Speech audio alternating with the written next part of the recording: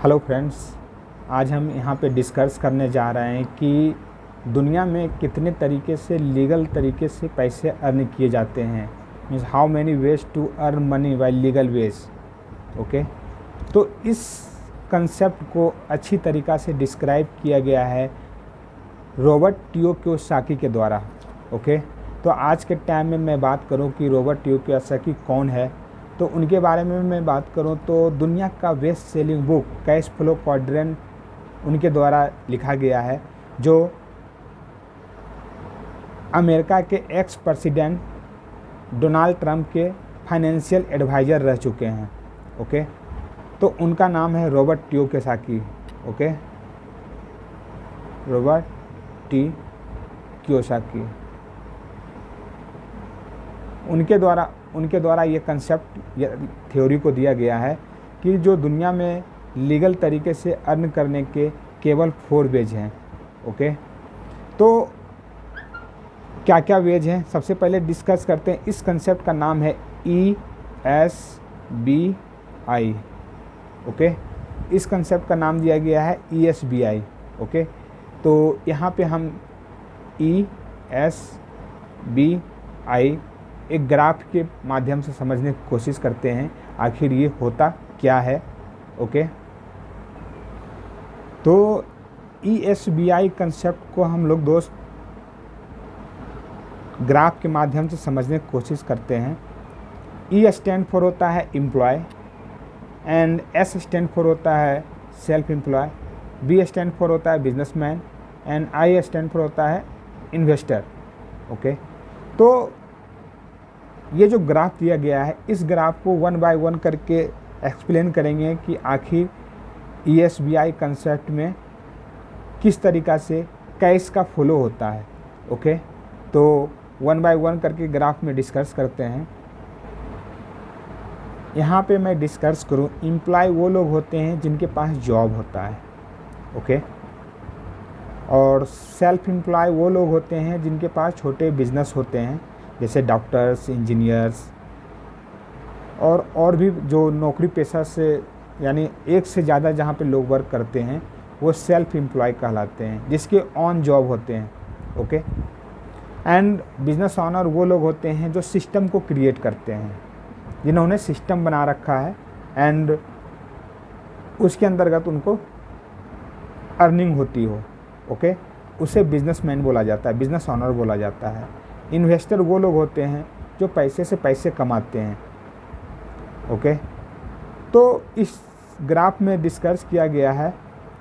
सबसे पहले मैं बात करूं कि इस ग्राफ को जो मेनली जो है 4 भागों में बांटा गया है।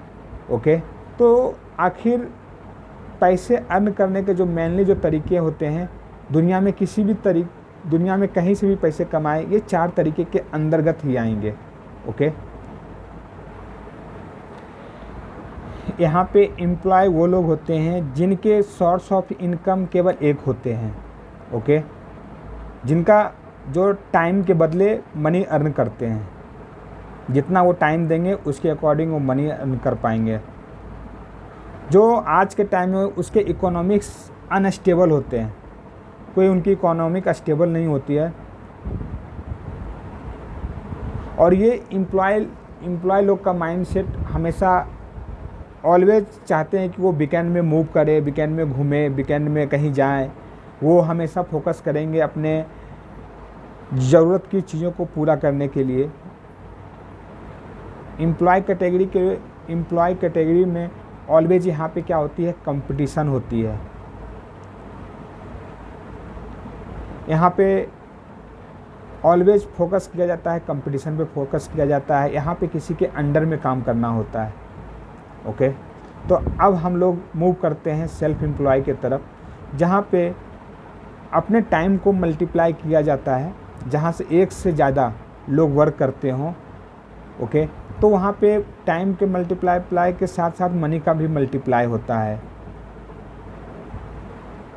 यहाँ पे हाई स्टार्टअप कॉस्ट लगते हैं। सेल्फ एम्प्लॉय यदि मैं स्टार्ट करना चाहता हूँ, छोटा सा बिज़नेस स्टार्ट करना चाहता हूँ, तो यहाँ पे मुझे हाई स्टार्टअप कॉस्ट भी लगेंगे और इसका ऑपरेशनल कॉस्ट एक्सपेंसेस होंगे, काफ़ी ज़्यादा कॉस्टली होंगे। ओके, यहाँ पे इनकम स्टॉप हो जाएगा जब हम काम करना बंद कर देंगे।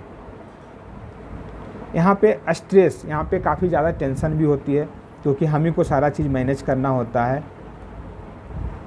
यहाँ पे किसी के अंडर में काम नहीं करना पड़ता है, यहाँ पे खुद के लिए काम करना पड़ता है।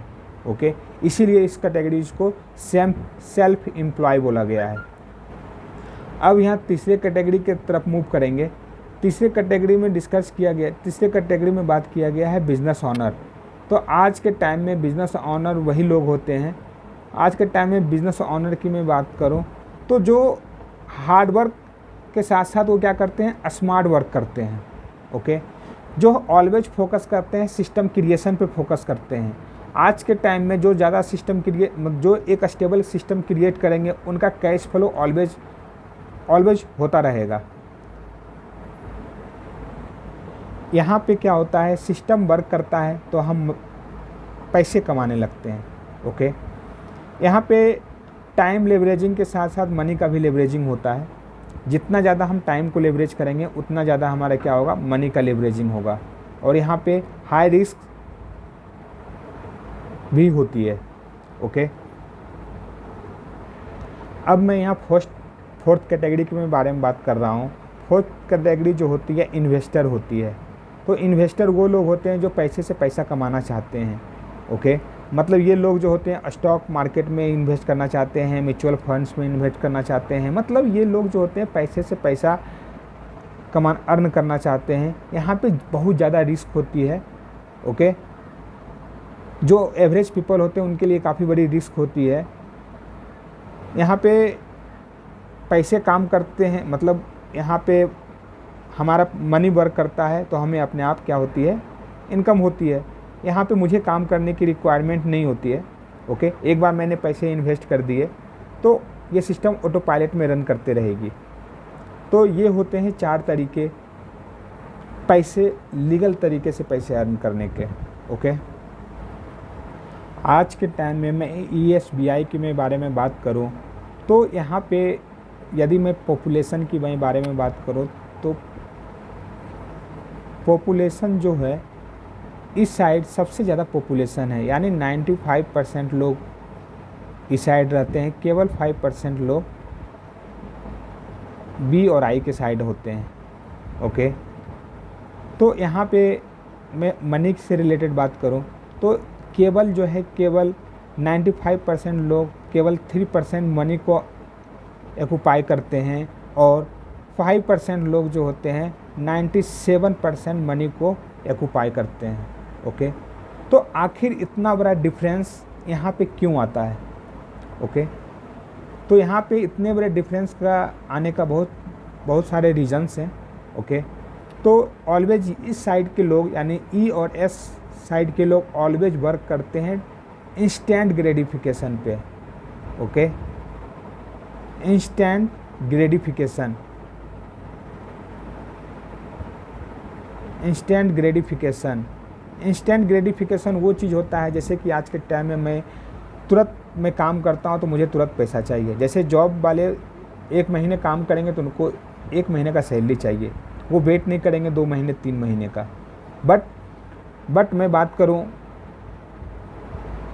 बिजनेसमैन और इन्वेस्टर को तो ये डिले ग्रेटिफिकेशन पे वर्क करते हैं। ओके, मतलब ये आज के टाइम में वर्क करते हैं तो इन्हें पैसे की तुरंत ज़रूरत नहीं होती है। ज़रूरत कहने का मतलब है कि इन्हें तुरंत पैसे नहीं मिलेंगे। इनको पता है कि आज के टाइम में मैं वर्क कर रहा हूँ तो कल के डेट में ये बहुत बड़ा मुझे रिटर्न देगा। ओके, तो यहाँ पे क्या होते हैं सिस्टम क्रिएट, यहाँ पे लिवरेजिंग पे वर्क किया जाता है। ओके, लिवरेजिंग पे वर्क किया जाता है जहाँ पे टाइम का भी लिवरेजिंग होता है और मनी का भी लिवरेजिंग होता है। जबकि मैं E और S की तरफ बात करूँ तो यहाँ पे टाइम एंड लिवरेजिंग की बात नहीं किया जाता है, यहाँ पे केवल मनी पे फोकस किया जाता है। ओके, जबकि B और I के साइड जो होते हैं वेल्थ क्रिएशन पे फोकस किया जाता है। तो ये सारे डिफरेंसेस रहे। ओके, आई होप जो भी चीज़ें मैंने आपको ESBI कंसेप्ट के बारे में समझाया होगा ये चीज़ें आपको अच्छी तरीक़ा से समझ आया होगा। ओके, तो आपसे रिक्वेस्ट है कि इस नॉलेज को ज़्यादा से ज़्यादा लोगों तक शेयर करें और लाइक एंड बेल बटन को दबाना ना भूलें। Okay, thank you.